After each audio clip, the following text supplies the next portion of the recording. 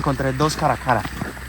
Si esta vez tenemos suerte podemos volver a verlo o también ver los upornis, que son ese gavilán caminero que mantiene también por acá, por estos lados. Esta zona aquí es muy húmeda, de hecho creo que eso es un humedal, todavía creo que sí es un humedal en la parte de allá.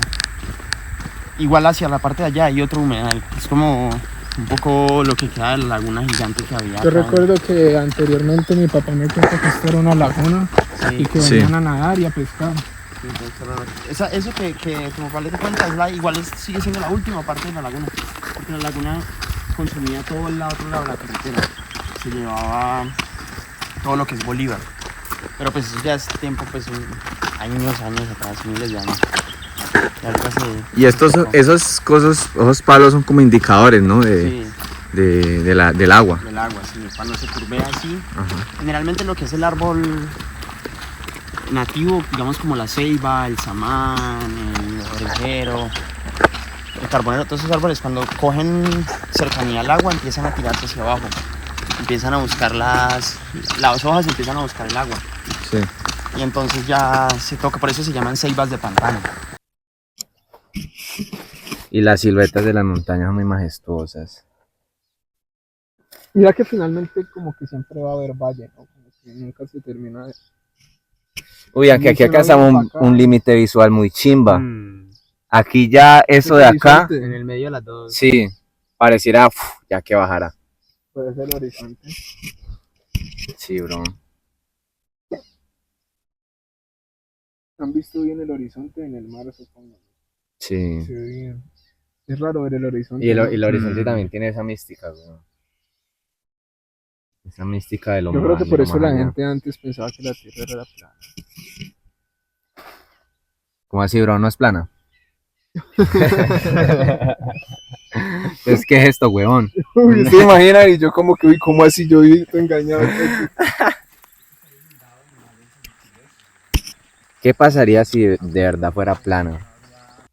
No, yo creo que sería raro. Usted creyendo toda su vida que la Tierra es redonda, que le diga a otro weón que la Tierra es plana. Yo creo que eso en la Edad Media hizo mucho sentido para ellos. ¿Cómo así que va a ser redonda?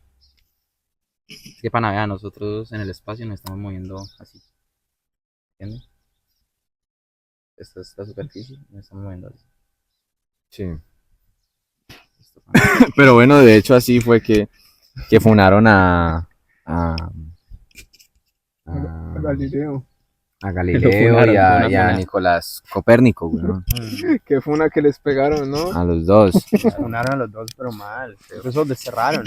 Sí, desterradísimos. Y... Uy, qué funa tan hijueputa. Y también eso es algo muy típico de la historia del humano, güey. Que siempre, a pesar de que algo sea irrefutable, siempre va a haber un filtro de negación, de negarse a cambiar. El cambio es muy difícil. Y más cuando son cosas así tan fundamentales como la cosmovisión y la cosmogonía. No, Nicolás Copérnico es un duro, güey. Un duro.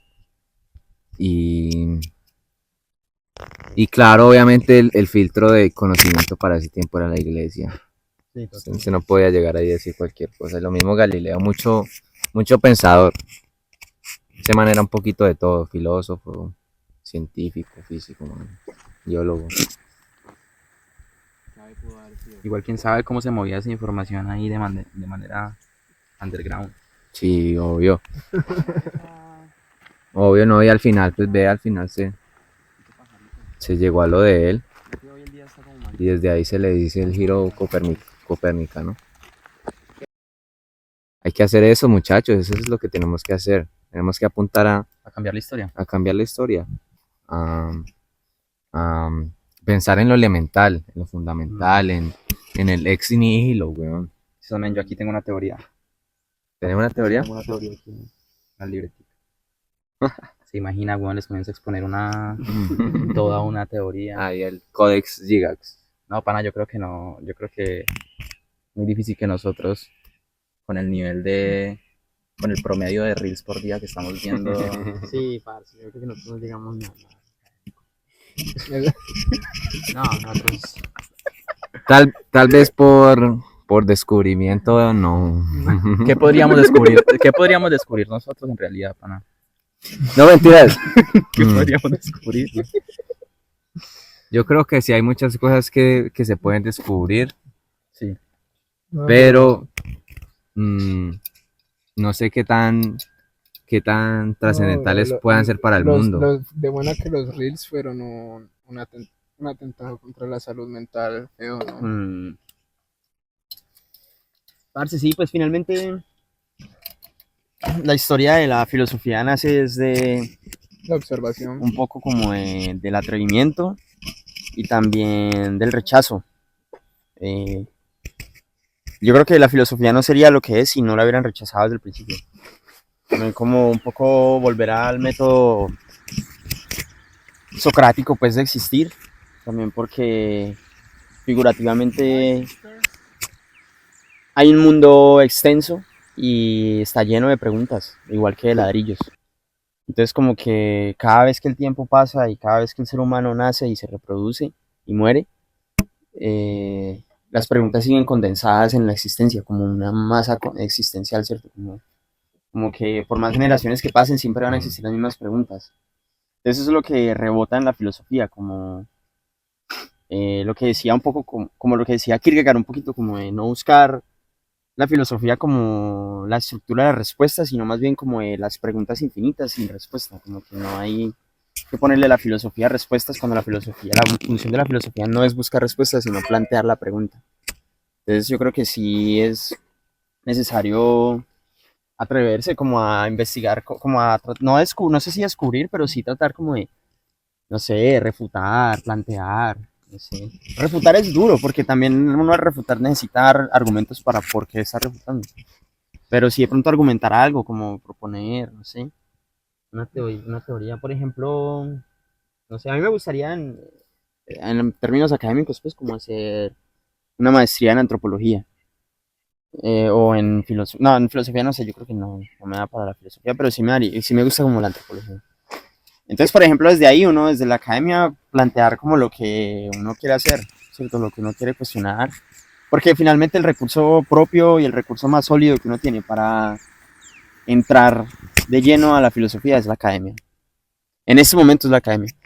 Pues hablando de filosofía pues madura, ¿cierto? Porque la filosofía que uno tiene también es la filosofía valiosa, pues de la forma empírica y la del devenir y el estoicismo pues que ahorita está tan mal interpretado y el existencialismo igual, el nihilismo, estas tres filosofías que son como las que han sostenido al ser humano de forma tan pura, están mal interpretadas y uno tiene que de alguna forma también a veces creer de que la filosofía no tiene una sola interpretación, pero sí hay cosas que se tienen que cuestionar con la filosofía.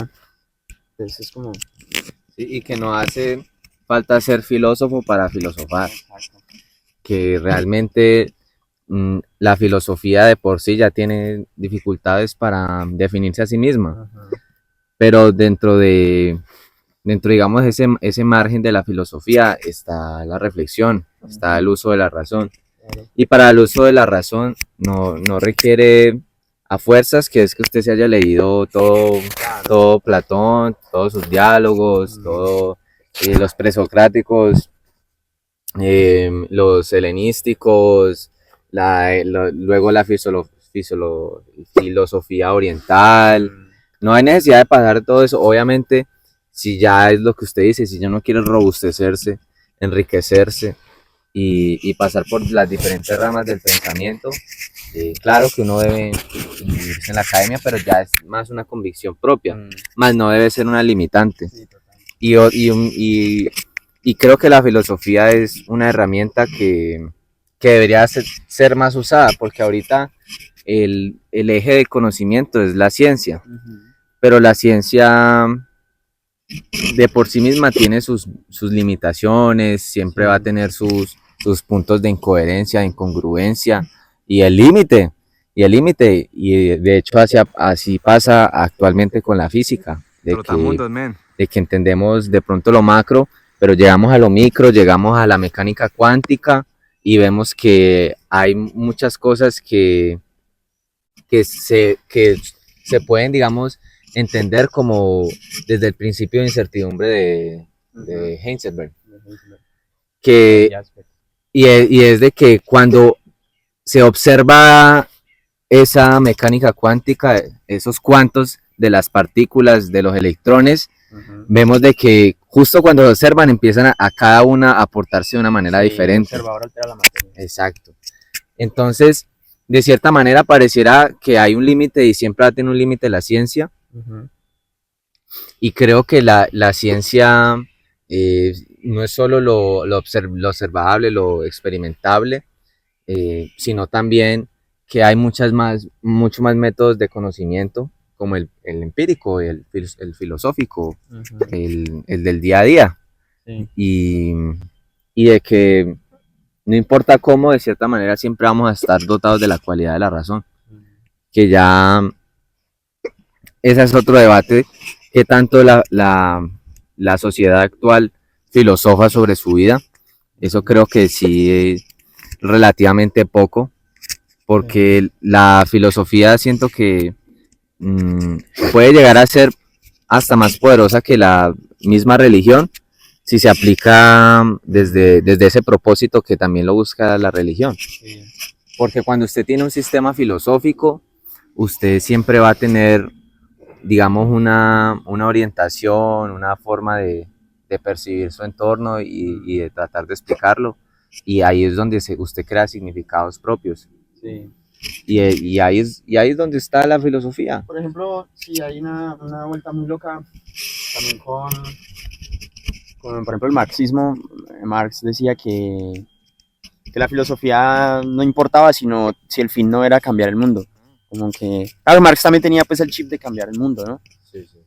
Pero él decía que la filosofía no servía para un culo, sino era para salvar el mundo. O sea, que la filosofía, leerla y academizarla y hablarla y transformarla en un organismo externo a la burocracia, aristocracia, a la intelectualidad élite, convertía la filosofía en un lujo y la dejaba por arriba de lo que podría ser la filosofía en la praxis, ¿no? Pues como que, claro, la academia tiene la facultad, digámoslo así, entre comillas, la facultad de domesticar ciertos términos y volverlos meramente académicos.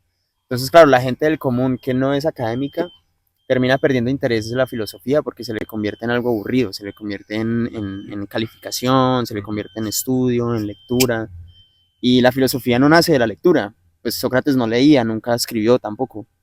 Entonces, y había muchos en contra de que se escribiera sobre la filosofía. Sobre la filosofía, exacto. Entonces, Giordano Bruno conceptualizó una vuelta muy fuerte en la presocrática. Digamos que los presocráticos tenían algo muy chimba y era la filosofía elemental, ¿cierto? De dónde es el origen de las cosas, de cómo parte, pues, como el destino, que es, digamos, como la fuerza natural. Ya llega después Aristóteles con la teoría del movimiento. Entonces, todas esas teorías que nacen de una base orgánica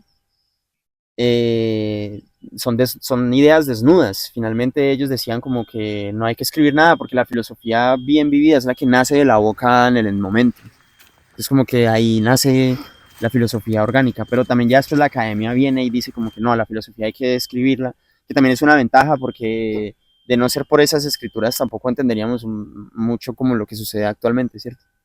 Entonces es agradecer un poco a la academia por sistematizar la filosofía, pero también saber que la filosofía no pertenece a la academia, al contrario es la idea frustrada de la academia, porque si nos vamos al origen de la filosofía, que es la idea del asombro, ¿cierto? Para Karl Jaspers decía que la filosofía nace del concepto del asombro. O sea, si el ser humano no hubiera tenido la fascinación del asombro, nunca había trabajado la filosofía, porque no había nada que lo asombrara y le hiciera cuestionarse. Entonces es muy chimba. A mí me parece que sí es necesario hablar de filosofía de forma más desnuda, más práctica y más boba, pues, digámoslo así. También. Claro. Y también algo que tiene la filosofía es que usa mucho el pensamiento lateral. O sea, usted tratar de mirar un problema, un objeto o a uno mismo desde diferentes formas y desde formas más ambiciosas. porque de eso se ha avanzado todas las revoluciones que ha tenido el humano y en parte eh, ha sido resultados potenciales y es de atreverse a resolver paradigmas desde algo que al inicio lo percibían a uno como loco. Por ejemplo, ahorita tenemos esa imagen de que Einstein era la bestia y de que es el mejor científico de la historia, pero en su momento él lo único que recibió fue rechazo de la academia porque estaba desafiando como 300 años de lo que se sabía hasta ahorita de Newton, de su teoría de su movimiento, y lo que plasmaba él con la relatividad era contradecir algunas de sus tesis newtonianas.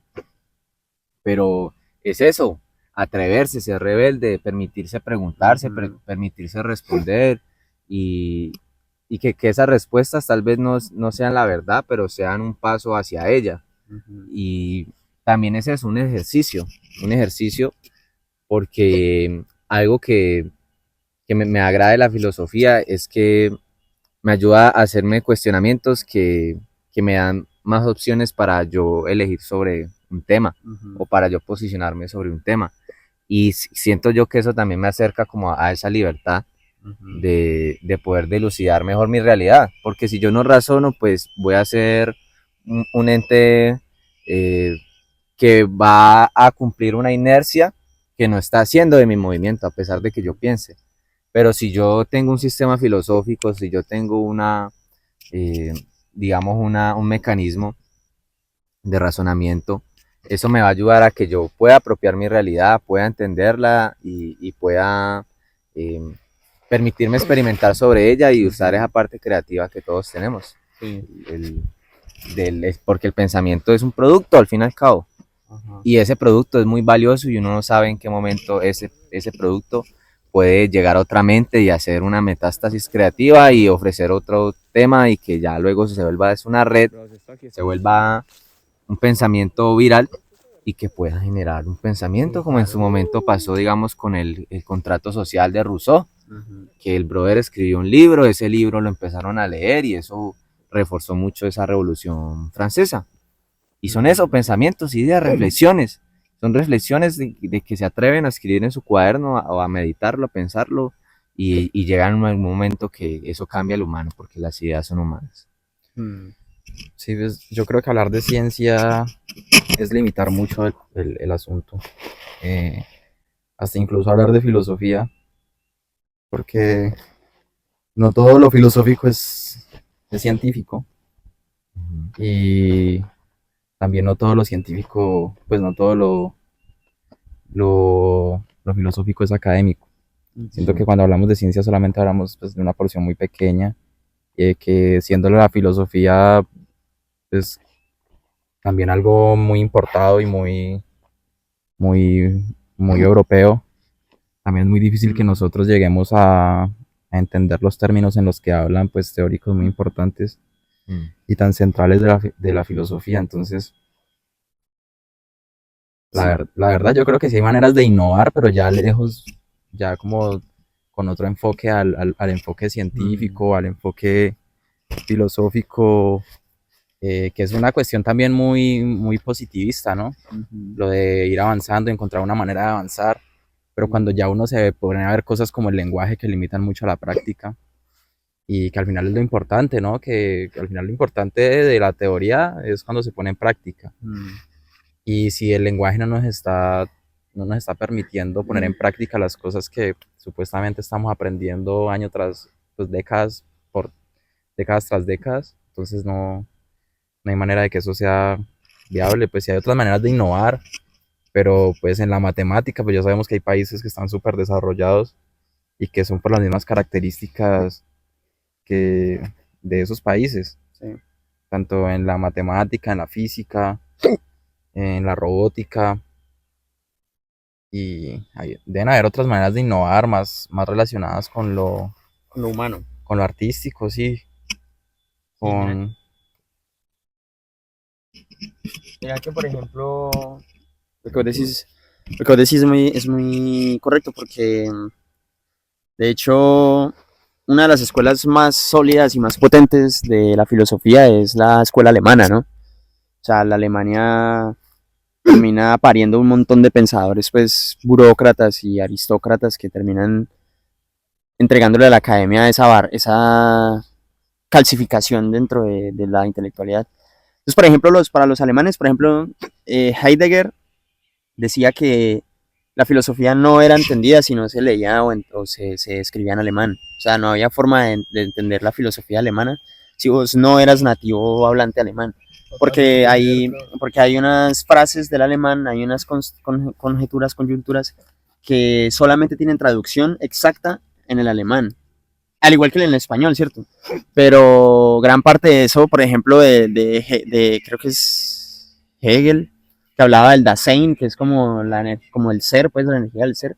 La fracción Dasein en español no existe, no hay forma de traducir qué es Dasein, pero se le atribuye al ser. Entonces, el lenguaje sí termina siendo una barrera, digamos que limita un poco como la entrega de la filosofía. No digamos limitar. Y del griego también, supongo. Y el griego también. No digamos limitar, porque finalmente no es que sea un límite, sino que es una característica. Entonces, pero sí termina siendo una piedra en el zapato para la hora de entenderse. Pero por algo se escribía antes todo en latín, ¿no? También. Por ejemplo, Nietzsche también decía que la filosofía se tenía que leer en alemán. La filosofía de él tenía que ser leída y escrita en alemán, porque nadie más la iba a comprender. O sea, nadie más estaba en la esencia del lenguaje para poder comprender qué era lo que él quería escribir en sus palabras. Eso de alguna manera es cierto. Chomsky también tenía una teoría y era el dispositivo neuronal del lenguaje, ¿cierto? Como que decía que el lenguaje él dice que hay un dispositivo en el cerebro que es el que recibe el lenguaje incluso antes de nacer.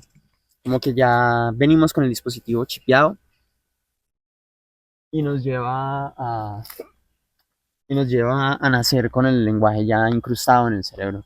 Entonces lo que llegamos a hacer es a estimularlo, ya nos estimulamos. Y si vos te pones a pensar, claro, el lenguaje termina siendo lo que rige el producto que decía Wex cuando habla de que pensar es un producto, ¿cierto? Wex again.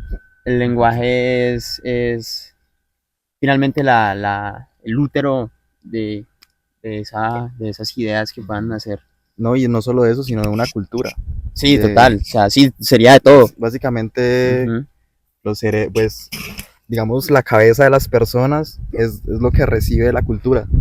Son las antenas de la cultura y es de la única manera en que nos podamos entender, porque pues... Ahora bien, la cultura también es otro tema polémico. O sea, uno se encasilla como cultura, o sea, que es un factor cultural. Que es algo cultural. O sea, ¿la cultura qué es? No hay forma tampoco de definir muy bien cómo funciona la cultura, porque al mismo tiempo hay muchas contradicciones dentro de ella que no nos dejan, pues, como aplanar la idea, sino que es así, ¿cierto? Sí. La cultura es un tema polémico. Yo creo que a veces nosotros nos pasamos de creer en la cultura, como que... Sí, hay... lo que hablábamos ese día, ¿te acuerdas? Como que... ¿Qué era lo que decíamos?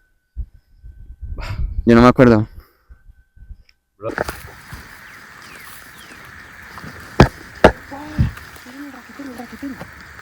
Es un sicily raquetero.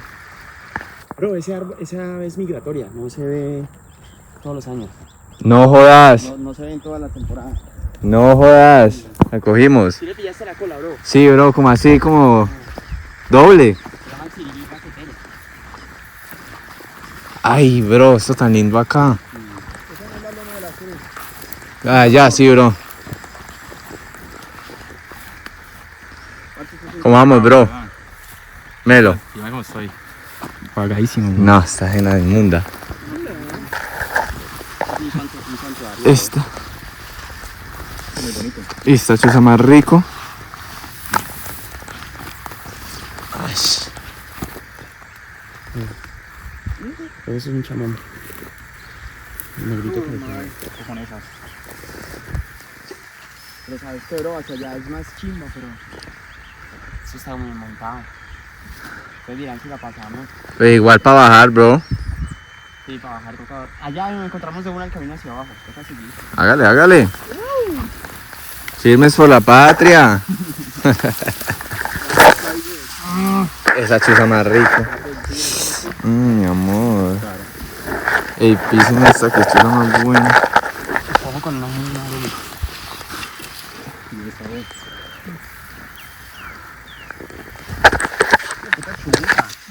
Sí, esta marica. Largo con este hijo de puta.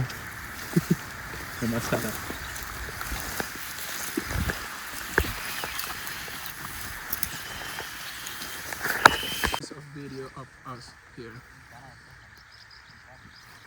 Nigga, what do you think of the place? I think this is a different point of view. We used to see the town in the top of the hill, but actually we took an alternative way from reach this. Yeah, And look at this view. yeah, man. That's a So- good. Send to Michael. All right. Ya lo está Lo apago y digo, bueno, hay que empezar. está controlando la dosis, está controlando la dosis de Reels. Uy, parce, qué gonorrea. Men, ¿es usted una persona que ha hecho algún abuso de los Reels? Sí, cara. ¿Uso indebido de Reels? Nada más digo que ¿cómo empezó usted ahí con esto? ¿Con los Reels? Parce, pues yo la verdad